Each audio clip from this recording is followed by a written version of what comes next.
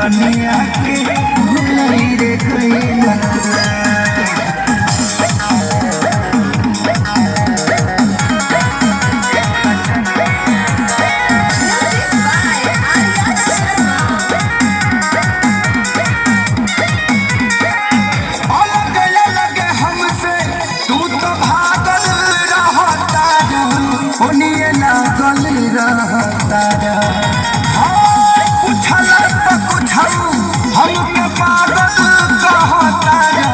हमके पागल कहता जाए किसन खरी के परी कई रे गइलाना परी कई रे गइलाना।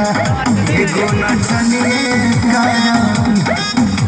नचनिए कारण कनिया के भुलाई रे गइलाना। एगो नचनिए कारण कनिया